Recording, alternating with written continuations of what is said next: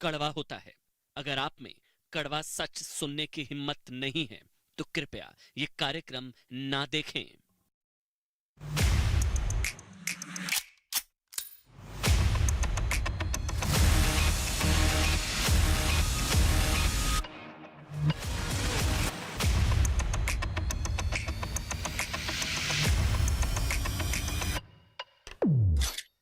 नमस्कार, देश नहीं झुकने देंगे। मैं हूं आपके साथ अमन चोपड़ा। सीधा सा सवाल, कृषि कानून को रोका, टुकड़े गैंग को मौका। नमस्कार, मैं हूं आपके साथ अमन चोपड़ा। कृषि कानून निलंबित था। सोचिए, इस चीज को बहुत ध्यान से समझिएगा। कृषि कानून निलंबित था, लेकिन अराजक आंदोलन हुआ और लाल किला दंगा हुआ। सीएए अभी लागू नहीं हुआ क्योंकि रूल्स नोटिफाई नहीं हुए, लेकिन शाहीन बाग हुआ, दिल्ली दंगा हुआ। एनआरसी अभी लागू भी नहीं हुआ है, कानून ही नहीं बना है, लेकिन उसके नाम पर एक और शाहीन बाग की धमकी दी जा रही है। इसलिए आज हम सवाल उठा रहे हैं कि किसकी एमएसपी पर होते हैं या अराजक आंदोलन किसकी एमएसपी पर होते हैं। शाहीन बाग याद है ना आपको, जहां हिंदुस्तान के टुकड़े टुकड़े करने का मंच तैयार किया गया था, जिसके बहाने भारत की चिकन नेक काटने की योजना बनाई गई थी। तस्वीरें देखिए आप, इन तस्वीरों को कोई भूल नहीं सकता है। शाहीन बाग आंदोलन और उसके बाद यह दंगा, जिसके नाम पर दिल्ली में दंगा हुआ था। 53 लोगों की जान चली गई थी, 53 से ज्यादा हाथ पैर काटकर जिंदा जला दिया गया था। दिलबर नेगी को कोई भूला नहीं है। उसी शाहीन बाग आंदोलन को फिर से जिंदा करने की कोशिश की जा रही है। कुछ लोगों को शांति अच्छी नहीं लग रही है देश में, मतलब जिसका डर था ना, ठीक वैसा ही हो रहा है। प्रधानमंत्री नरेंद्र मोदी ने देश के लिए किसान बिलों को लेकर बड़ा दिल क्या दिखाया। कई लोगों को उसमें शाहीन बाग का मौका नजर आया। धमकियां दी जा रही हैं सीए एनआरसी को लेकर फिर से आंदोलन खड़ा करने की। सोचिए, अभी तक एक आंदोलन खत्म होने का नाम नहीं ले रहा है, उसी की आड़ में एक और अराजक आंदोलन को खड़ा करने की नींद तैयार हो रही है। धमकियां देने वालों में कई मुस्लिम संगठन भी हैं। तो अब ऑल इंडिया एमआईएम के प्रमुख असद ओवैसी ने भी देश में शाहीन बाग खड़ा करने की धमकी दे डाली है। सबको लग रहा है कि सरकार को देश को बंधक बनाकर ब्लैकमेल के दम पर अगर सड़क से ही कानून बन सकते हैं तो वो क्यों पीछे रहे। इस बीच आपको बता दें, मांगे माने जाने के बावजूद आज किसानों ने लखनऊ में महापंचायत की, जिसके बाद कुछ और मांगों को अब जोड़ दिया गया है। मेरे साथ कांग्रेस का पक्ष रखने के लिए अभय दुबे हैं। अभय जी, आपका बहुत बहुत स्वागत। शाजिया इल्मी भारतीय जनता पार्टी का पक्ष रखेंगी। शाजिया, आपका स्वागत। और किसानों का पक्ष रखेंगे मेरे साथ पुष्पेंद्र चौधरी जी हैं। पुष्पेंद्र जी, आपका भी बहुत बहुत स्वागत है। सबसे पहले मैं आप ही से शुरू कर रहा हूं क्योंकि किसानों की आवाज सबसे पहले जानी चाहिए। पुष्पेंद्र जी, ये अब कोई और डिमांड्स कुछ बची हैं या अब ये फाइनल लिस्ट बन चुकी है? क्योंकि मैं एक लिस्ट देख रहा था जो अब आई है, उसमें काफी कुछ है, मतलब सीड बिल को लेकर है, बिजली को लेकर है, पराली को लेकर है, और वो एमएसपी को लेकर है। एक बड़ी लिस्ट है अब, बिजली, एमएसपी, पराली, ट्रैक्टर, सीड। कुछ छूटा है तो बता दीजिए, वो भी जोड़ देंगे सर।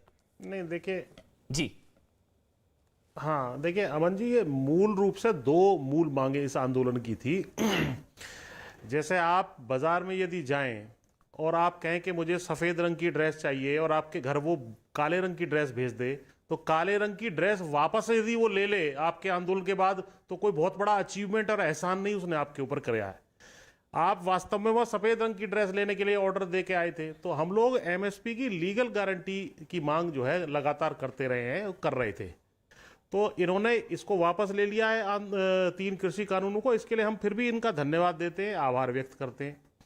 अब एमएसपी की जो लीगल गारंटी है उसका ये कर दें, और आंदोलन के दौरान जो घटनाएं हुई हैं उसमें से निकली हुई ये 2-3 मांगे और हैं। जैसे कुचला गया किसानों को, तो उसके साथ क्या न्याय नहीं होना चाहिए? अच्छा ठीक है, बता रहा हूँ। जैसे किसानों को कुचला गया तो उसमें जो है वो चीज, हाँ, किसानों को मुआवजा मिलना चाहिए। और वो जो अजय मिश्रा टेनी गृह राज्य मंत्री आज तक सुशोभित पद पे हैं, वो गिरफ्तार हों और बर्खास्त हों। और पराली और बिजली के बारे में पहले से ही मांगों और सहमति बन गई थी, उसको भी सरकार कर दे। तो ये 2-3-4 मांगे पेंडिंग है, इनको करके शांतिपूर्ण तरीके से इनको धन्यवाद देते हुए वापस चले आएंगे। ट्रैक्टर वाले विषय में ये था कि 10 साल से पुराने ट्रैक्टर नहीं, ट्रैक्टर वाले में ये था, वो जो है दिल्ली एनसीआर की है, वो ऑल इंडिया लेवल की नहीं है, कि जो 10 साल पुराने ट्रैक्टर नहीं चल पाएंगे, एनजीटी का आदेश था। तो उसमें हमने कहा था कि 10 साल में हम क्या जीवन में एक ट्रैक्टर नहीं खरीद पाता किसान। आप कह रहे हो 10 साल में हम नया ट्रैक्टर कहां से ले लेंगे? दूध को लेकर भी नीति आने वाली है, उसका भी विरोध है। सोच लीजिए सर, क्योंकि बाद में ना ऐड हो जाए ना ऐसा है डिमांड, कि मतलब लोग ये कह रहे हैं, सुनिए ना पुष्पेंद्र भाई, सोच क्या लीजिए आप, तो ये मतलब कोई ऐड ना हो जाए ना, इसलिए। दूध वाली भी है कोई दूध को लेकर पॉलिसी, उसका भी विरोध है?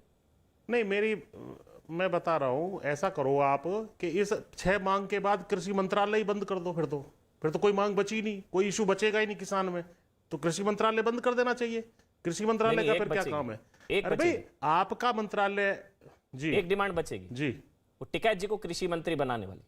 हाँ बताइए। तब मुझे लग रहा है सारी समस्याओं का समाधान हो जाएगा। नहीं तो वो तो आपने छोटी कह दी, प्रधानमंत्री किसी किसान के बेटे को बना देना चाहिए। जी जी, सबसे बढ़िया तो वो रहेगा। देखिए अच्छा, तो ये मांग है, मतलब ये इसको मैं हल्के में ना लूं, ये मांग है, चुनाव, कृषि मंत्री टिकैत, ये है, मतलब ये कह रहा हूं कि सुनिए तो।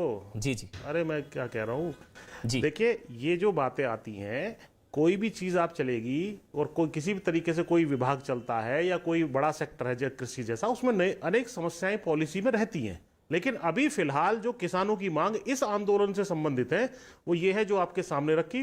इसमें 2 मूल थी और 2-3 मांगे किसानों के साथ जो बर्ताव हुआ, कुचलने की घटना, उसकी वजह से जो है वो आई है। उनको हल करते हम सहसम्मान हाथ जोड़ करके अपने घर चले जाएंगे। बिल्कुल सही। अच्छा, इसमें 1-2 मांगों को और जोड़ सकते हैं क्या? ओवैसी जी अलग से आंदोलन कर रहे हैं, सीए एनआरसी भी जोड़ दीजिए, मतलब वो अलग से आंदोलन करना पड़ रहा है उनको, क्योंकि मेरे ख्याल से शुरुआत में तो मांग की गई थी, वो सुधा भारद्वाज, वरवरा राव, वो टुकड़े गैंग, उन लोगों की रिहाई की मांग शुरुआत में की थी शायद आप लोगों ने आंदोलन में। तो अगर ओवैसी जी को अलग से आंदोलन ना करना पड़े, आप अपने आंदोलन की डिमांड में ये जोड़ सकते हैं क्या, सीए एनआरसी? मतलब लोग और परेशान नहीं होंगे, कोई और सड़क नहीं बंद होगी। नहीं, ये कोई मांग नहीं थी और एसकेएम ने अपनी मांगों को स्पष्ट रूप से प्रधानमंत्री जी के पत्र में लिख दिया है। उसके अलावा फिलहाल कोई मांग नहीं है। इस आंदोलन से संबंधित जो करंटली चल रहा है, इससे संबंधित कोई मांग नहीं है। उसके अलावा किसानों की समस्याएं हैं, उनको हल करने के लिए मंत्रालय है, सरकार है, नहीं होंगी तो फिर आंदोलन हो सकते हैं। जी, तो उनकी डिमांड को ऐड कर लीजिए ना, सीए एनआरसी, वो अलग से आंदोलन करना पड़ेगा उनको। अरे हम तो आपकी डिमांड को ऐड करेंगे। आप बताइए आपकी तनख्वाह 10 गुना करने की कोई डिमांड रखते हैं क्या? बताओ। मैं सुझाव दे रहा था, सारे एंकरों की तनख्वाह 10 गुने कर देते हैं पुष्पेंद्र जी, मुस्कुरा के। मैं तो आप अच्छे से जानते हैं, हम लोग मुस्कुरा के बात करेंगे ना। मैं तो सुझाव दे रहा था पुष्पेंद्र जी, क्योंकि मुझे याद है, मुझे वो याद है, वो तस्वीरें आई थी जिसमें इन लोगों की रिहाई की मांग की गई थी, तो एजेंडा थोड़ा सा उस तरफ भटका था, तो अलग से ना आंदोलन करना पड़े। मतलब एक बार मुझे बोलने दीजिए, असल में हो ये रहा है, अब एक और आंदोलन होगा, फिर और सड़कें जाम होंगी, फिर और शाहीन बाग एक और बनेगा। जब आप लोग कर ही रहे हैं तो अपने एजेंडा में ये 2-3 ऐड कर लीजिए ना, सीए एनआरसी और एनपीआर, ये भी कर ही रहे हैं जब, मतलब ये भी कर लीजिए। नहीं, मैं बता शोएब भाई परेशान नहीं होंगे, उनको फिर से आंदोलन में उतरना पड़ेगा। आप एक सेकंड में बता देता हूं। इस आंदोलन में अगर आप गाजीपुर पे आए, यहां पर जो लोग सरकारी कर्मचारी, पैरामिलिट्री फोर्सेस जिनकी पेंशन बंद कर दी गई थी, वो भी टेंट लगा के बैठे हैं। लेकिन वो मूल मांग नहीं है, वो हमारा समर्थन कर रहे हैं, हम उनकी मांगों का समर्थन कर रहे हैं। लेकिन सरकार से मूल मांग जो है वो 6 मांगे हैं, वो रख दी गई हैं। अलग अलग सेक्टर की का समर्थन करेंगे, आंदोलन शाहीन बाग आंदोलन का समर्थन करते हैं। भाई बिरयानी वगैरह आई थी, तो आप लोग भी मक्के की रोटी, सरसों का साग वगैरह सब भेजेंगे। केवल 6 मांग हैं जो आपके सामने रख दी। 2 मूल मांग है और 2-3 मांग इस वजह से कि जो बर्ताव किसानों के साथ हुआ उससे निकली हुई मांग है। अभय दुबे जी, बिल वापसी के बाद आंदोलन वापसी नहीं होना चाहिए? यह आंदोलन अच्छा है देश के लिए? अमन जी देखिए, ये जो तीनों दानव हैं कृषि के क्रूर काले कानूनों के, इनकी मृत्यु की घोषणा इनके जन्मदाताओं ने कर दी है, मगर अभी सदन में अंतिम संस्कार होना है उसका। और ये मायावी सरकार पर से इसीलिए जनता का और किसान का भरोसा उठ गया है, क्योंकि पहले भी इस मोदी सरकार ने लगातार किसानों के साथ आघात किए हैं। आपने अभी, आपको मैं जानकारी के लिए बता दूं, मोदी सरकार के नेशनल सैंपल सर्वे की रिपोर्ट आई है। जो मोदी जी फरवरी 2016 में बरेली की रैली में भाषण दे रहे थे ना, कि किसान भाइयों 5 साल में आपकी आमदनी 2 गुना कर दूंगा। मोदी जी की सरकार ने बताया कि एक किसान की आमदनी प्रति व्यक्ति प्रतिदिन औसत 27 रुपए रह गई है और 74,000 रुपए का कर्ज उन पर हो गया। वही एनएसएसओ की रिपोर्ट बता रही है कि समर्थन मूल्य पर मोदी सरकार बिल्कुल खरीदी नहीं कर रही है। वो बता रही है कि धान सिर्फ 14.5% खरीदा गया, ज्वार सिर्फ 3.5%, रागी 0%, ऐसे 23 ही कमोडिटी का उन्होंने जारी किया और ये बताया कि बाजार मूल्य तो ठीक है, बाजार मूल्य समर्थन मूल्य से कम होता है और बाजार मूल्य से कम 57% तक फसलें 57% तक कम दाम मिल रहा है। मोदी जी, जरा भी शर्म नहीं है इन लोगों को? कितनी तपस्या की प्रधानमंत्री जी ने, बताइए मुझे आप। 700 किसानों को अपनी शहादत देनी पड़ी, बर्बरता निर्ममता से करनाल से लेकर दिल्ली तक सिर फोड़ दिया गया और इससे भी पेट नहीं भरा तो रोंद कर लखीमपुर में मार दिया। अरे प्रधानमंत्री जी, कहिए ना सारे मंत्रियों को, बच्चों को कि जहां जहां किसान मिल जाए उनको रोंद कर मार दें। फिर बार बार क्यों आप और ये भारतीय जनता पार्टी चिल्लाती जब भी मुसीबत में फंस जाती, अब देश भर में बदनामी हो रही तो ओवैसी भाईजान, ओवैसी भाईजान, इसको डाइवर्ट करिए, मुद्दे को डाइवर्ट करिए। तो बी टीम है उनकी, इसीलिए जैसा वो स्क्रिप्ट लिख कर देते हैं, प्रायोजित भाषण पढ़ते हैं। आखिरी बात, आपने 2 मुद्दे उठाए हैं इसमें कि एनआरसी और सीए का। आपने खुद ने स्वीकारा, जब चुनाव लड़ना था तो आपदा में अवसर तलाशा और ऑर्डिनेंस लेकर आ गए किसानों के कानूनों के खिलाफ, मजदूरों के खिलाफ। और उस सिटीजनशिप अमेंडमेंट एक्ट जो जनवरी 2020 में बिल आ गया, जो एक्ट बन गया, उसके रूल तक नहीं फ्रेम किए। और किसने सबसे पहले आपत्ति जारी की थी जानते हैं आप? आईबी और रॉ ने। पार्लियामेंट्री स्टैंडिंग कमेटी की रिपोर्ट पढ़िए। मैं आखिरी बात कहकर समाप्त करता हूं, इनका हिंसा बेनकाब हो जाएगा भारतीय जनता पार्टी का, खास करके जब मुख्यमंत्री थे नरेंद्र मोदी और अमित शाह साहब जब गृह मंत्री थे, तब की रिपोर्ट का उल्लेख है इसमें। उस कमेटी ने अहमदाबाद और राजकोट का दौरा किया। 300 हिंदू परिवार थे, उन्होंने कहा जी आप तो मेरी बात बोल रहे हैं। आखिरी बात अच्छा, आप कंप्लीट कर लीजिए ताकि सुन लीजिए ना, एक मिनट, हाँ सुनिए। उस कमेटी की रिपोर्ट की फाइंडिंग्स पढ़ेंगे तो होश उड़ जाएंगे। उस कमेटी ने यह कहा कि साहब बरसों से जब कलेक्टर को पावर डेलीगेट कर दिए, जब भी हिंदू जो सताए हुए पाकिस्तान से थे 300 परिवार, उनको नागरिकता नहीं देंगे और राज्य सरकार ने उनका जीवन स्तर बदतर कर दिया। अमन चोपड़ा जी, और रिलीजियसली परसिक्यूटेड शब्द इन्होंने एक्ट में से हटा दिया, जबकि आईबी ने कहा था कि 3000। अब अभय जी, मैंने पूरा आपको समय दिया। अभय जी, एक सवाल मैं पूछना चाह रहा था बस आपसे, क्योंकि मुझे शाजिया जी के पास जाना है। अभय जी, आपने कहा जो जन्मदाता है उसी ने इनका अंतिम संस्कार करेगा एक तरीके से, ठीक, लेकिन एनआरसी का तो अभी जन्म ही नहीं हुआ। सीए का भी आप कह सकते हैं भाई जन्म नहीं हुआ क्योंकि वो लागू ही नहीं हुआ, तो फिर इनके लिए आंदोलन का क्या मतलब है? आपके ही शब्दों में, एनआरसी का तो जन्म नहीं हुआ ना भाई अभी, और सीए तो अभी लागू ही नहीं हुआ। अरे ये तो मैंने कहा ना, ये तो भाईजान की शरण में चले जाते हैं जब भी फंस जाते हैं। अब देश भर में इनकी बदनामी, तो मतलब आप शाहीन बाग आंदोलन के खिलाफ की डर से ये चुनाव, सुनिए ना, ये डर के कारण जो उपचुनाव में हार की डर हुई, थोड़ा सा इन्होंने पेट्रोल डीजल में जो 24 लाख करोड़ रुपए लूट किए 7 सालों में, उसमें कुछ थोड़ी सी कमी की। अब समझ गया, ये इनका प्लान हो सकता है, मैं समझ गया अभय जी। अभय जी मैं समझ गया, इनकी बी टीम है ओवैसी है, लेकिन आप लोग तो ऐसे आंदोलनों के खिलाफ है। मतलब मेरे को ये अच्छा लग रहा है, आप कह रहे हैं कि ये इनकी बी टीम है, ओवैसी वगैरह इस तरह के जान के आप लोग खिलाफ हैं। अगर सीए एनआरसी वाला आंदोलन होता है तो आप उसके खिलाफ है ना? आप लोग खिलाफ हैं ऐसे आंदोलन, क्योंकि जन्म ही नहीं हुआ अभी तो एनआरसी का जन्म ही नहीं हुआ, अभी तो सीए लागू ही नहीं हुआ, है ना अभय जी? हमारी देश का अन्नदाता, भाग्य विधाता किसान, एक लक्ष्य अर्जुन की तरह मछली की आंख पर उसका है।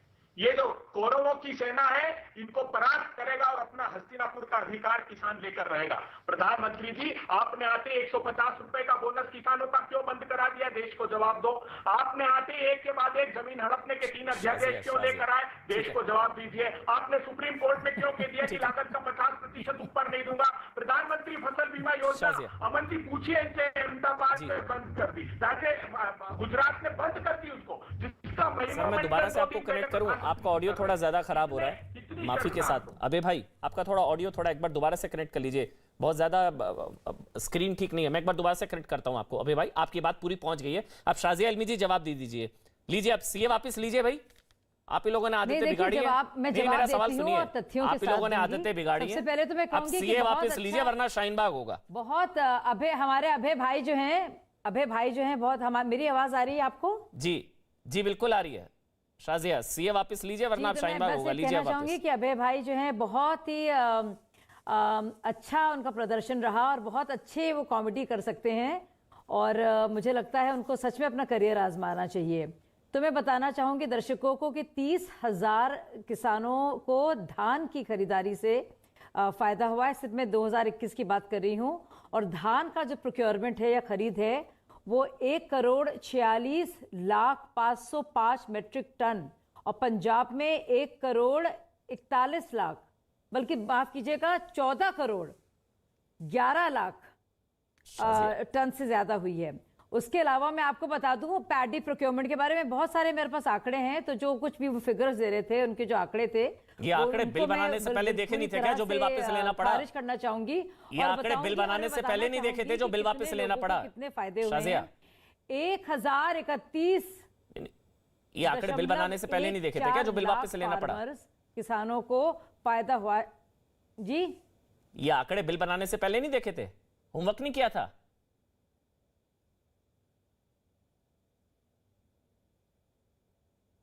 नहीं, मैं बता रही हूं कि ये सारे जो हैं, तो जो वो कह रहे हैं कि किसानों को कुछ फायदा नहीं हुआ, तो सब किसानों को बहुत फायदा हुआ है और रिकॉर्ड खरीद भी हुई है।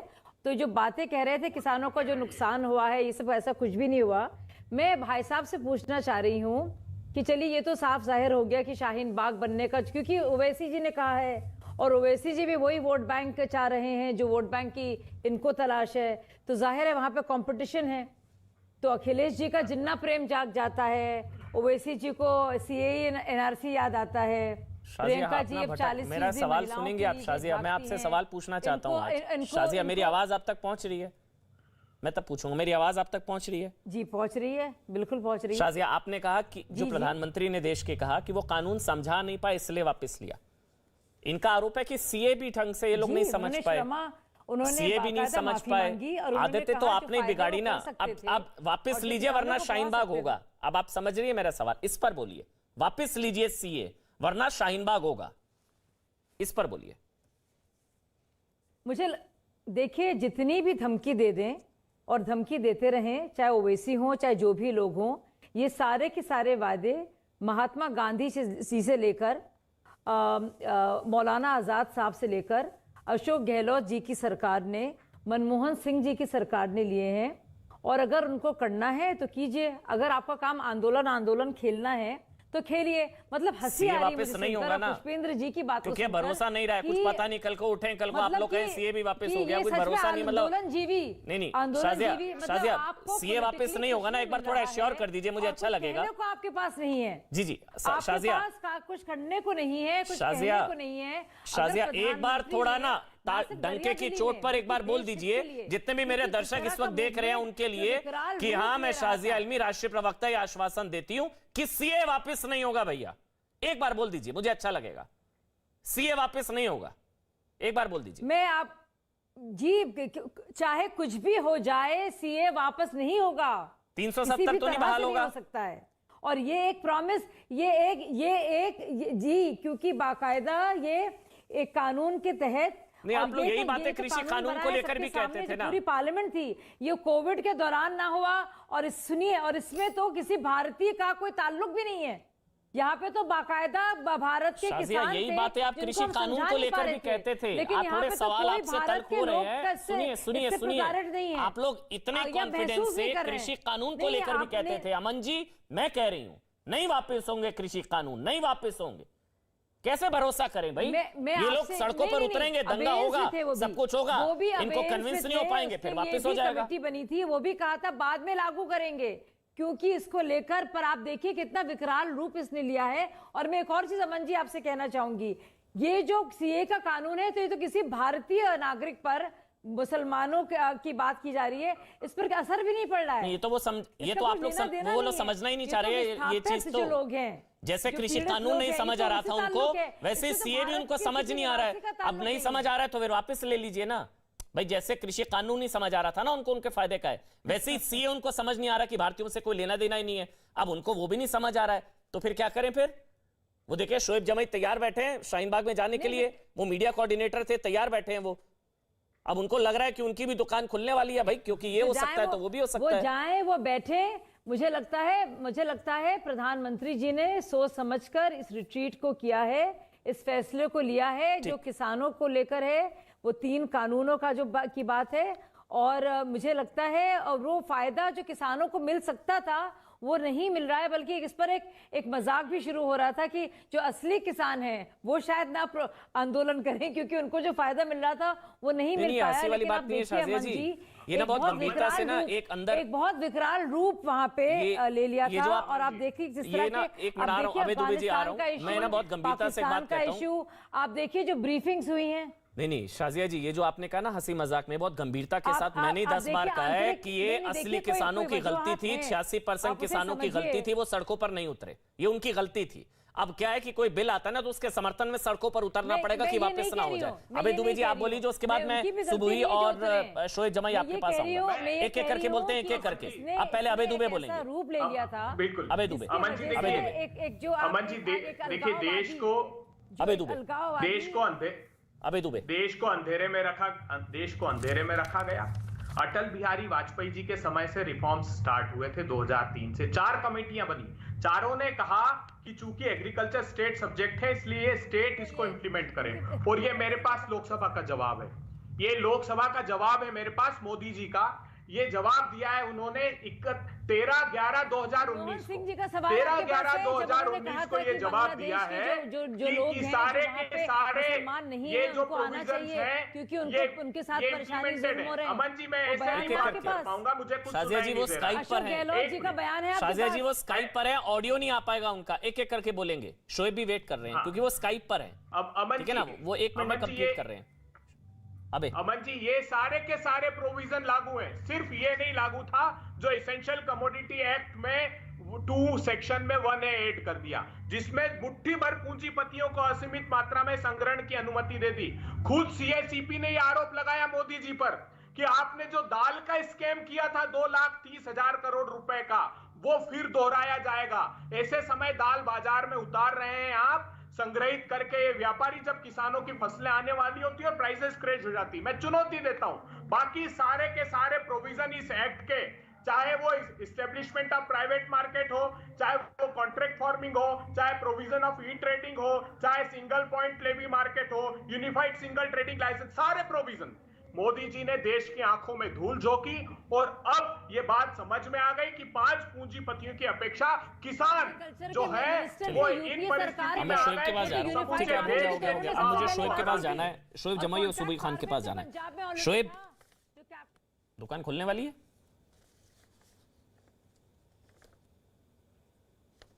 ट्विटर पे तो आपने 2 दिन पहले ही खोल दिया था दुकान।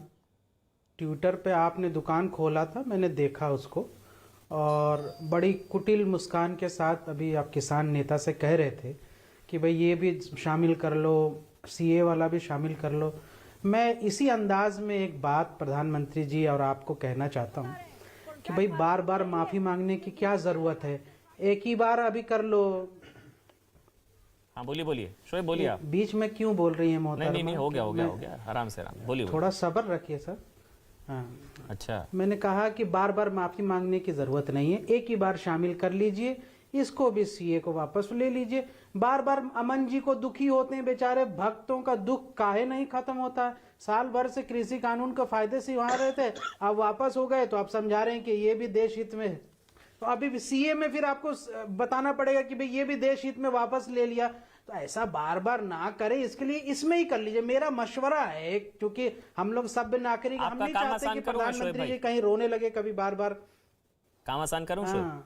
तो जो फाइनल डिमांड है ना आपका, नहीं, फाइनल डिमांड है ना मोदी को हटाना, उस पर ही कर दीजिए ना एक आंदोलन। ये रोज रोज के बहाने क्या, कभी CA कभी NRC, CA का तो भारतीयों से लेना देना ही नहीं है, तो आंदोलन बहाना मतलब सीधा कह दीजिए जब तक मोदी जी नहीं हटेंगे तब तक नहीं हटेंगे हम। ये आपका काम आसान हो जाएगा शोएब भाई। मैं तो आपका मतलब आपकी तरफ से बोल रहा था, सीधा पॉइंट पे आ जाइए।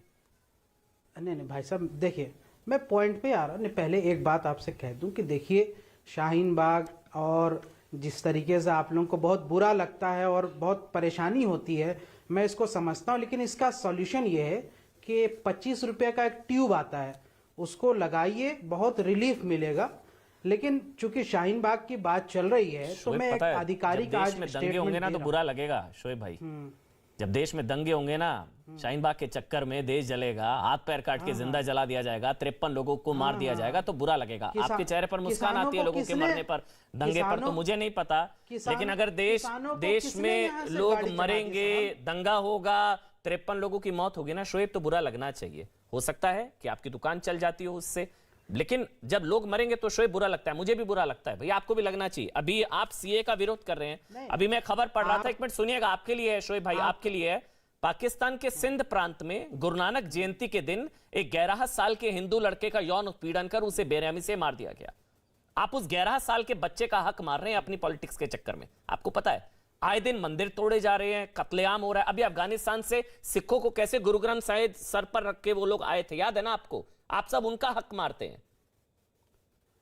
आप लोग सीए का भारतीयों से लेना देना क्या है ना शोएब? अगर मैं आज आपको पूरा फ्लोर दे दूं अब सुन और लो। आप मुझे अरे अगर भाई सुन लो। साबित कर दें कि सीएए का शोएब भारतीयों से क्या लेना देना है, उसके बाद सुबुई जी मैं आपके पास मैं आऊंगा। आपकी शोएब, तकलीफ का निदान करता हूं। मैं आपकी तकलीफ का निदान करता हूं। ठीक है, दुकान तो किसकी चल रही है, हिंदू मुस्लिम और मुसलमानों को गाली दे करके, वो हमको भी पता है, देश को भी पता है। लेकिन चूंकि बात ये हो रही है और मैं यहाँ पे एक आधिकारिक हैसियत से बैठा हूं, शाहीन बाग राष्ट्रीय आंदोलन समिति के को कन्वीनर होने के नाते, आज मैं उन इथॉस को जो हमारे शाहीन बाग आंदोलन के साथी, हमारी दादी, वो महिलाएं, उनको रिप्रेजेंट करने के लिए यहाँ बैठा हूं। तो एक बात जरूर देश के सामने और देशवासियों को स्पष्ट करना चाहूंगा कि देशवासियों, हमारा कोई पॉलिटिकल कोई एंगल या कोई हमें यहां से पॉलिटिकल लेना देना नहीं है। हमारा मामला सिर्फ इतना है कि प्रधानमंत्री ने जिस तरीके से कृषि कानूनों को वापस लिया है, उसी तरीके से सीए कानून जो संविधान की 14 और 15 आर्टिकल का उल्लंघन करती है, उसको वापस ले ले। और प्रधानमंत्री जी का मजाक उड़ाना, उपहास उड़ाना या फिर उनका कहना कि वो कमजोर हैं, ऐसा हमारी कोई इच्छा नहीं है और ना ही हम ये कोई काम करना चाहते। हम उनके पद की गरिमा का ख्याल रखते हैं। हमें सिर्फ इतनी मसला है।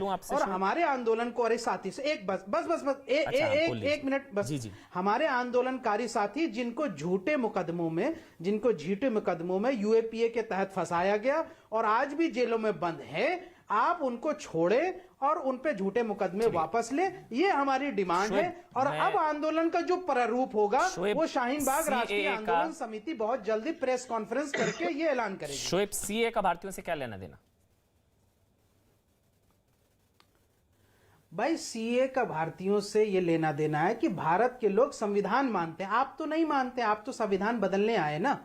मैं तो फिर आप से सवाल जो लोग पूछूंगा, संविधान शोएब को को मानते दिखाइए हैं वो स्क्रीन जानते पर। हैं कि आज यहाँ चैलेंज से है, कि जितने भी लोग संविधान फेक की न्यूज देखते हैं कि कैसे आर्टिकल- फैलती है, शोएब का चेहरा देखिए। आर्टिकल 14 शोएब को और मैं 15 सवाल पूछ रहा हूं, सीएए सिटीजनशिप अमेंडमेंट एक्ट, ये फुल फॉर्म है आर्टिकल 14 और- इसकी, उसका भारतीयों से शोएब क्या लेना देना? ये विदेशियों को नागरिकता देने का है ना सीएए। 130 करोड़ हमारी आबादी, 130 135 करोड़। मैं आपको शोएब एक मिनट सुनिए, पूरा मौका दूंगा शोएब अब भाई आप आ रहे आपको। हैं ना? शोएब एक मिनट रुकिए, मेरी बात सुनिए शोएब एक मिनट।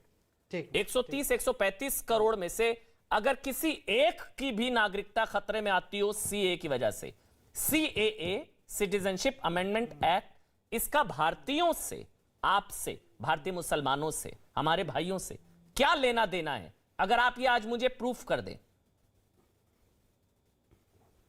है। अमन भाई, आंदोलन के दौरान कई बार हम लोग चर्चा की और टेक्निकल एस्पेक्ट पे भी बात की।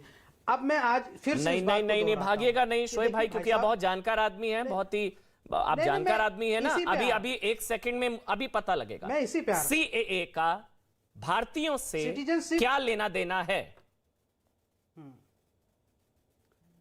भारतीयों से ये लेना देना है कि जो आसाम में अभी जो एनआरसी हुई, उस एनआरसी में जो लिस्ट से बाहर निकल गए, जो नॉन मुस्लिम थे, उनको तो सीए के माध्यम से सिटीजनशिप वापस मिल जाएगा। तो लेकिन जो नागरिकता निकल खतरे में गए, आई, उनके लिए कोई रास्ता नहीं है। नहीं शोएब एक मिनट समझते हैं इसको। आसाम के नागरिकों की नागरिकता खतरे में आ गई। नहीं, कोई किसी की नागरिकता नहीं शोएब। सीएए विदेशी नागरिकों को नागरिकता देने का प्रावधान है, हिंदू, उसका इंडियन से कोई लेना देना नहीं। और एनआरसी भारतीयों का, उसमें कोई धर्म नहीं देखा जाता, वो भारतीय नेशनल रजिस्टर फॉर सिटीजन, नहीं वो भारतीयता देखी जाती है। खैर सुबुई खान, मौका देंगे तो समझाने दीजिए। उसमें बड़े पैमाने पर हिंदू भी हैं शोएब, आप जानते हैं एनआरसी की लिस्ट में बड़े पैमाने पर हिंदू भी हैं उसमें, मुझे पता है। फिर मैं उसी पर आ रहा हूँ। सीए का लेना देना ही नहीं है कुछ इंडियन से भाई, भारतीयों से। अरे भाई सुन लीजिए ना। चलिए, बोलिए, बोलिए, जो बोलिए। आसाम के लोग हैं, जो अखमिया लोग हैं, वो नहीं चाहते कि किसी बांग्लादेशी मुसलमान या बांग्लादेशी हिंदू को आप नागरिकता दें, लेकिन आप बांग्लादेशी हिंदू को नागरिकता देने पे क्यों तुले हैं? आसाम खान। के हिंदू या मुसलमान कोई नहीं चाहता बांग्लादेशी नागरिकों को। अभी तो लेकिन NRC का प्रधानमंत्री जी जन्म ही नहीं हुआ अभी। बांग्लादेशी नागरिकों को यहाँ से बुलाने पे तुले हैं। अरे आप क्यों बुलाना चाहते हैं बांग्लादेशी लोगों को? क्या हुआ, मैं आपको आसाम के समझाऊं? लोग इसका पूरा चलिए, विरोध अब आप कर रहे हैं। अब आप शांत होंगे तो मैं आपको बोलूंगा। बोलूं मैं अभी, आसाम अब बोलूं मैं गण आपको। परिषद के लोग विरोध बांग्लादेश कर में रहे भी हैं। हिंदुओं और के आसाम साथ में क्या जो हुआ है बीजेपी आपको की पता है? सहयोगी पार्टी अभी आप है, मेरे वो से विरोध पूछ कर रहे रही हैं है। कि बांग्लादेशी वो विरोध कर- हिंदुओं को नागरिकता क्यों दी जाए। बांग्लादेश में हिंदुओं के साथ क्या हुआ है? मारा गया है, काटा गया है, बहन बेटियों के साथ बलात्कार हुआ है, घरों में घुस घुस कर मारा गया है, दुर्गा पंडालों के अंदर तोड़फोड़ हुई है। इसलिए उनको जरूरी है बांग्लादेशी हिंदुओं को नागरिकता देना। अब सुबई खान आप बोलिए, मुझे अभय दुबे के पास भी जाना है, पुष्पेंद्र जी के पास भी जाना है। बस अब हो गया, हो गया, हो गया, हो गया। सुबई खान जी आप बोलिए, अब आप सुबई, अब आप बोलिए, सुबई अब आप बोलिए। किसी के बीच में कोई नहीं बोलेगा, सिर्फ सुबई बोलेंगे। उसके बाद अभय दुबे, पुष्पेंद्र और शाजिया आ रहा हूं। सुबई खान। अमन, मैं राष्ट्र जागरण अभियान नाम से भारत प्रवास पर हूँ और इस वक्त पंजाब में ही हूँ। देखिए, यहाँ की परिस्थितियां ऐसी हैं कि तनाव खत्म होना बहुत जरूरी था, संवाद स्थापित होना बहुत जरूरी था, क्योंकि आंदोलन की आड़ में पंजाब को देश विरोधी मानसिकताओं ने भी हाईजैक कर लिया था और यहाँ पे सिक्योरिटी थ्रेट्स बहुत ज्यादा हैं। अमन, देखिए, अगर हम इतिहास याद करें तो चौरी चौरा कांड के बाद महात्मा गांधी जी ने भी आंदोलन वापस लिया था। तो अगर एक बड़े गुड के लिए, एक बड़े अच्छे के लिए, समाज के हित के लिए, राष्ट्रीय सुरक्षा के हित के लिए अगर 4 कदम पीछे भी लेने पड़ते हैं तो वो मैं हमारे प्रधानमंत्री जी का बड़प्पन मानूंगी। मैं उनके इस डिसीजन का स्वागत करती हूँ। लेकिन मैं इसमें ये ऐड करना चाहूंगी कि सरकार समाज की अनुचर होती है। हम लोग भी सोचते हैं कि हमने वोट दे दिया, हमारा काम हो गया, अब सब कुछ वो अकेले करेंगे। देखिए, वो भी एक इंसान है। 135 करोड़ लोगों का बोझ वो अपने ऊपर लेकर चल रहे हैं। मतलब पूरा इलेक्शन ही हर जगह सिर्फ मोदी जी के नाम पर जीता गया था। मैं कहती हूँ कि हमारे प्राइम मिनिस्टर को माफी नहीं मांगनी चाहिए थी। भारतीय जनता पार्टी के जितने भी किसान मोर्चा के जितने भी नेता हैं या किसान मोर्चा के जितने भी लोग लीड कर रहे हैं, उनको माफी मांगनी चाहिए थी कि जब ये कानून ठीक था या इसमें बातें जो थी वो किसानों के समर्थन में थी, तो वो क्यों नहीं संवाद स्थापित कर पाए। उनको सरकार के और आंदोलनकारियों के बीच में एक संवाद स्थापित करने की आवश्यकता थी। जो भी जेन्युइन मांगे भी थी किसानों की, जेन्युइन बड़प्पन का मतलब समझते हैं, इनकी आदतें बिगड़ गई हैं। इनको तो लग रहा है कोई दबा रहा है तो दबा दो। बड़प्पन का मतलब समझ रहे हैं लोग। ये लोग तो कह रहे हैं अब फिर शाहीन बाग में बैठेंगे ये लोग। एग्जैक्टली अमन, देखिए, इसका एक आफ्टर इफेक्ट तो होना ही है। प्रधानमंत्री के सलाहकार समिति में होना चाहिए। ठीक है, एक मिनट, शोएब एक मिनट बोलने देते हैं। वो आपके बीच में नहीं बोली बीच में मत बोलिए। हाँ, वो नहीं बोली थी शोएब आपके बीच में। ठीक है ना, एक एक अमन देखिए, हर चीज के 2 पहलू होते हैं। इसका नुकसान भी होगा कि जितनी भी ये आंदोलन की आड़ में काम करने वाली देश विरोधी शक्तियां हैं, ये अभी उछलेंगी बंदरों की तरह। इनको लगेगा कि हम कुछ भी करके वापस कर सकते हैं। लेकिन मैं समाज को बोलती हूँ कि अब समाज के जागृत होने का समय है कि अगर सीएनआरसी के विरोध में भीड़ दिखती है सड़कों पर, तो सीएनआरसी के समर्थन में भीड़ क्यों नहीं दिखती है। अगर किसान आंदोलन, किसान कानून के विरोध में भीड़ जमा हो सकती है, मतलब आप ये कह रही है इनके बैठने से पहले समर्थन वाले बैठ जाएं सड़कों पर जाकर। अब यही चलेगा क्या लोकतंत्र में? भाई, भीड़ तंत्र थोड़ी ना चलेगा, सड़क से कानून बनेगा क्या? ये तो बड़ा ही कानून नहीं सुबह ये देखिए कितनी खतरनाक चीज है, दिखानी पड़ती है। क्या आप, अब मैं पहले पुष्पेंद्र, फिर अभय दुबे जी और शाजिया मैं आपके पास आऊंगा। पहले पुष्पेंद्र जी बोलेंगे। पुष्पेंद्र जी, आपका तो समर्थन होगा इन लोगों को, क्योंकि इन्होंने आपका समर्थन किया था, तो आप इनका समर्थन करेंगे, बनता भी है। पुष्पेंद्र जी देखिए, हाँ मैं बोल लूँ। देखिए, किसान अपनी मांगों को लेकर के आंदोलन कर रहे थे। आंदोलन करना वैधानिक है, संविधान के अंतर्गत है, लोकतंत्र का हिस्सा है। राम मंदिर आंदोलन के माध्यम से ये खुद ताकत में आए हैं, खुद पावर में पहुंचे हैं। तो ये कह दें या तो कि वे आंदोलन ही बैन करते हैं। केवल 5 साल में एक बार चुनाव होगा, उसके बाद चाहे गृह राज्य मंत्री आपको कुचले, चाहे मारे, चाहे कूटे, कोई नीतियां हम बनाएं, 5 साल बाद हमसे बात करना। ये ऐसे लोकतंत्र नहीं चलता है। जिस भी सेक्शन को, जिस भी वर्ग को अपने कष्ट हैं, वो अपनी मांगों को लेकर के आंदोलन कर सकते हैं, करें। इसमें हमें क्या आपत्ति है?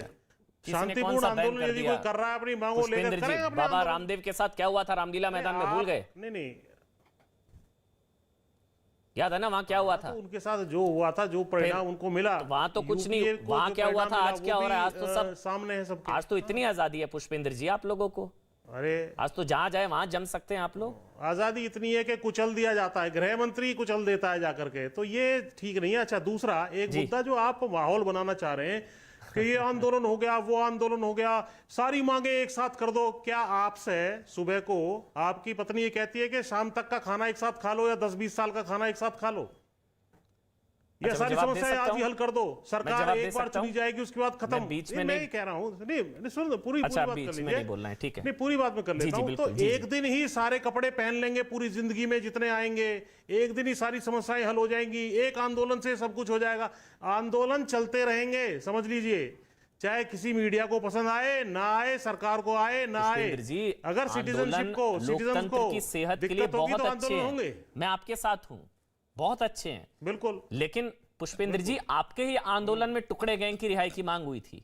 आपके ही आंदोलन में लगे थे नारे, हाय हाय मोदी मर जा तू। आपके ही आंदोलन में नारे लगे थे, इंदिरा ठोक दी, मोदी क्या है। आपके ही आंदोलन में भिंडरा वाले की तस्वीरें से लेकर जगतार सिंह आवारा के पोस्टर हैं। आपके ही आंदोलन में रेफरेंडम 2020 का जिक्र किया गया। आपके ही आंदोलन में ये सारी चीजें हुई ना, तो एक ही कपड़े तो आपने पहन लिए एक दिन में। आप ही के आंदोलन में हुआ था वो वरवरा राव, सुधा भारद्वाज, गोंजाल्वे, सबकी रिहाई की मांग। किसान आंदोलन का टुकड़े गैंग से क्या लेना देना? पुष्पेंद्र जी, आपने एक दिन में सारे कपड़े पहने, मैंने नहीं पहने। बहरहाल मैं आगे बढ़ूंगा। अबे दुबे और शाजिया आलमी के पास मुझे जाना है, आ रहा हूं। पुष्पेंद्र जी, एक एक करके बोलेंगे ना सबको, थोड़ा थोड़ा टाइम देना बहुत जरूरी है। पहले अबे दुबे जी आप बोलिए, फिर उसके बाद शाजिया आलमी मैं आपके पास आऊंगा। अबे दुबे, आपको तो सूट करते हैं आंदोलन, मतलब जितने उतने अच्छे हैं, नहीं मॉल बनता है भाई। अमन जी देखिए, मैं तो इसको बहुत अच्छे प्रजातंत्र की निशानी मानता हूं कि जो मनमानी करके मोदी जी ने प्रतिबंध बनाई उस दिन राज्यसभा में, वोट डिवीजन की डिमांड की थी, उसको ठुकरा करके आपने मनमाने तरीके से पास किया। सुप्रीम कोर्ट में झूठा स्टेक होल्डर से कंसल्टेशन किया। जब दिसंबर हमने पूछा 11 दिसंबर के दिन आरटीआई से, तो मोदी सरकार ने बताया कि इसका कोई रिकॉर्ड हमारे पास नहीं है कि किसानों से कंसल्टेशन किया। वो बालियान साहब खुद टीवी चैनल पर मैंने सुना, उन्होंने कहा कि किसानों की जो लिस्ट सरकार, हमारी सरकार के पास थी, वो भी फर्जी लिस्ट थी, हमारा कंसल्टेशन नहीं हुआ, ये खुद उन्होंने स्वीकारा।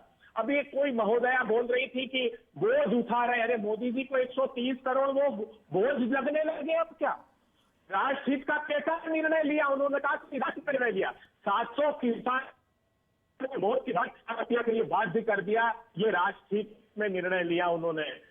किसानों को रोज कर कुचल कर मार दिया, उनकी आता क्या किया? वो अन्नदाता भाग्य विधाता किसान। अब मोदी जी बताइए, आप अगर इतना अच्छा कानून है तो इसी दौरान आपने पुराने एसेंशियल कमोडिटी एक्ट के प्रोविजन को लागू करके दाल के संग्रहण पे लिमिट क्यों लगा दी? ब्रेक पे जाना पड़ेगा। 3 साल से अमन जी दाल के आयात पर रोक थी। ठीक है अबे जी, ब्रेक पे जाना पड़ रहा है। ब्रेक के बाद आप ही से शुरू करूंगा, मुझे मजबूरी है, ब्रेक पे जाना पड़ रहा है। छोटा सा ब्रेक ले रहा हूं, तुरंत हाजिर होंगे। शाजी आपके पास आऊंगा। तो कृषि कानून रोका, टुकड़े गैंग को मौका, क्योंकि अब शाहीन बाग आंदोलन खड़ा करने की तैयारी की जा रही है। ओवैसी साहब धमकी दे रहे हैं, इसी पर हम बात करें। अभी दुबे आप कंप्लीट कर लीजिए अपनी बात को, कि कांग्रेस पार्टी मतलब शाहीन बाग आंदोलन के साथ होगी ना, कल को होता है तो आप कंप्लीट कर लीजिए, उसके बाद शाजिया मैं आपके पास आऊंगा। अमन जी देखिए, अमन जी देश को जानना चाहिए, प्रधानमंत्री जी का भाषण उन्होंने दिया था कि इस बार किसान भाइयों ने दाल का उत्पादन बहुत अच्छा किया है। किसान लगातार गुहार लगाते हैं। जो 3 साल से दाल के इंपोर्ट पर रोक लगी हुई थी, वो खोल दी। न सिर्फ खोली, पहले उसकी तिथि 31 अक्टूबर तक रखी थी प्रधानमंत्री जी ने, उसको बढ़ाकर जनवरी तक कर दिया और प्राइसेस क्रैश किए। यही मॉडस ऑपरेंडी है। मैं आज चुनौती देता हूं, शाजिया आलमी जी इस डिबेट से उठे तब इसका जवाब जरूर देकर जाए। अमन जी पूछिएगा, बहुत बहस कर रहे हैं, क्यों सीएए की बात कर रहे हैं ये लोग, मैं बताता हूं। पहले तो सीएए पर मैं बताता हूं, 2020 जनवरी को ये एक्ट आ गया हिंदुस्तान में। आईबी और रॉ ने ये कहा था कि इसमें 31,313 लोग हैं जो धार्मिक आधार पर प्रताड़ित होकर हिंदुस्तान आए, जिसमें 25,447 हिंदू है, 5,807 सिख है, 55 क्रिश्चियन है और 2 अभी जी आप पॉइंट पर आइए ना, आप सीए के साथ हैं। एक सेकंड अमन जी, है ही नहीं, जो कानून ही लागू नहीं किया इन्होंने, मूर्ख बना रहे ये लोग। तो आप एक भी नागरिकता तो आप शाहीन बाग के खिलाफ है, मतलब सुन लीजिए ये क्यों कर रहे हैं ये आज, मतलब आप शाहीन बाग के खिलाफ हैं? सुनिए ना, किसानों के आंदोलन से ध्यान भटक जाए लोगों का। और नहीं, वो मैं समझ गया, आप बिल्कुल ठीक कह रहे हैं, इनकी स्ट्रेटेजी हो सकती है, लेकिन आप अपना स्टैंड मुझे बता दीजिए ना अभय जी, मुझे समझ नहीं आ रहा है। आप सीए के साथ हैं तो आप शाहीन बाग के खिलाफ हैं। अरे अमन जी, देश को एक्सपोज हो गए ये लोग। ये सिर्फ हिंदू मुस्लिम के अलावा कोई उपलब्धि नहीं इनके पास। रोक कर मार डाला किसानों नहीं, को। इनका छोड़िए ना, इनका सही बात है ये। जो देश का पेट पालता है उस अन्नदाता को ये तो 200 लोगों की हत्या के इरादे से सारी बातें ठीक है अभय जी, आपकी सारी बातें ठीक है अभय जी। आपका स्टैंड क्या है? आप सीए के साथ हैं, शाहीन बाग के खिलाफ है? क्योंकि शोएब जमाई आपको सुन रहे हैं, मतलब कोई एक बड़ा पक्ष आपको सुन रहा है कि आप शाहीन बाग के खिलाफ है, मतलब आप सीए के साथ हैं और आप इंतजार कर रहे हैं बेसब्री से कि कब रूल्स नोटिफाई हो सीए के, है ना अभय जी? हम देश के साथ हैं। ये लोग देश को सिर्फ धर्म के आधार पर जाति सीए देश के साथ है, देश के खिलाफ है, बांट रहे हैं इसलिए क्योंकि उपलब्धि नहीं है। अरे महंगाई की आग में झोंक दिया देश को। चलिए ठीक है, 19 लाख करोड़ रुपए पेट्रोल डीजल पर टैक्स ठीक चलिए, आप शाजिया बोलेंगे, आप शाजिया बोलेंगे, ठीक है अभय जी, अभय जी शाजिया बोलेंगे, उसके बाद सुबोई और शोएब मैं आपको मौका दूंगा। पुष्पेंद्र जी आ रहा हूँ, शाजिया पॉइंट वाइज बात करूंगी। शाजिया, तो ये बात साफ तय है और आपके डिबेट से ही तय हुई है, साफ साफ जाहिर है कि हमारे कांग्रेस के जो भाई बोल रहे थे अभय जी, वो साफ साफ तौर पर कह रहे हैं कि शोएब जमाई जो हैं बीजेपी की बी टीम है और जानबूझ के उनको प्रोजेक्ट किया गया है।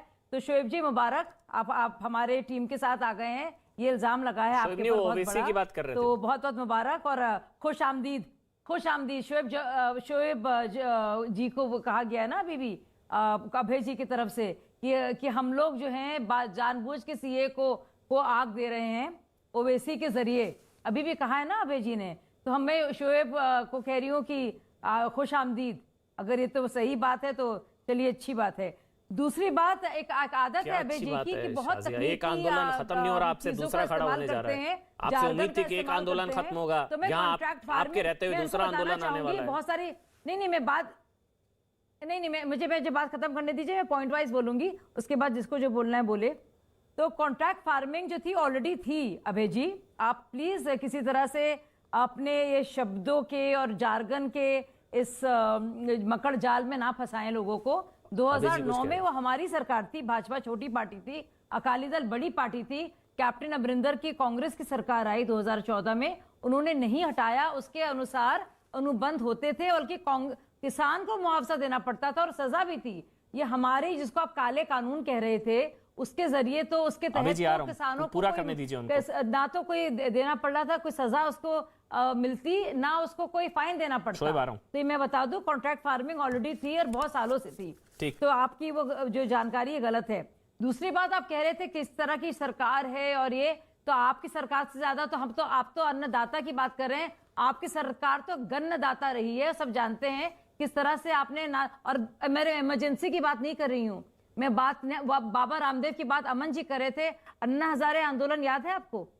मैं तब अदना सी सिपाही थी, अन्ना हजारे आंदोलन बड़ा भी नहीं हुआ था। कितनी बार आपने सड़कों पे आकर क्या कुछ किया है, आपकी पुलिस ने जो आपके तहत थी, मारा है, पीटा है, बूढ़े से अन्ना हजारे जी को जो 80 साल से भी ऊपर के थे उनको जेल में बंद किया है, हमारे जैसे लोगों को कितना सड़कों पे घसीटा है। आपको याद है निर्भया आंदोलन में क्या किया? एक्सपायर्ड टीयर गैस शेल्स आपने किए हैं। तो जो आपने किया वो रास्ता ठीक होता है क्या? बिल वापस ले लेना, उन्होंने जो किया इसलिए वो सत्ता में नहीं है ना, जो आपने किया वो सही किया।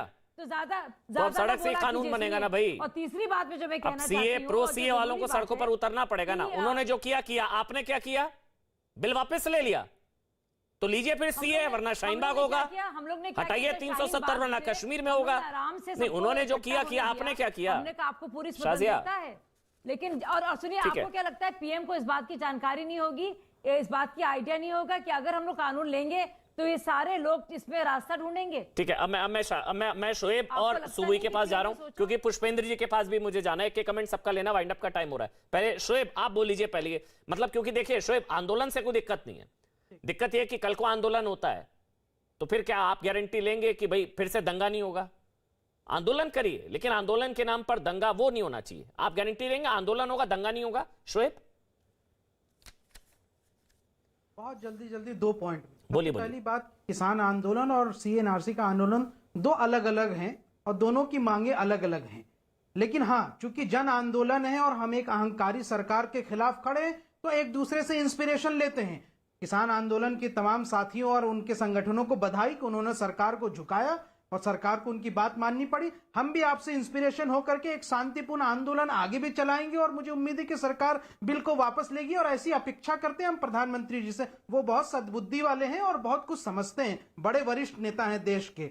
दूसरी बात कि अभी जो यहां से साजिया इल्मी जी ने कहा कि वेलकम हो जी, मुबारक हो। साहब मैं बता दूं, देश के मुसलमान जो है वो किसी पार्टी की बपौती नहीं है, ना ही मुसलमानों को वोट किसी पार्टी की बपौती है। अगर भारतीय जनता पार्टी मुसलमानों के हित में काम करना शुरू कर दे और आप हमें जिए और जीने देने वाली पॉलिसी पे काम करें, हमें परेशान ना करें, मॉब लिंचिंग ना करें, हमारे टांग में ना अड़ाए, सीए को वापस ले ले, तो हम आपके साथ हो जाएंगे।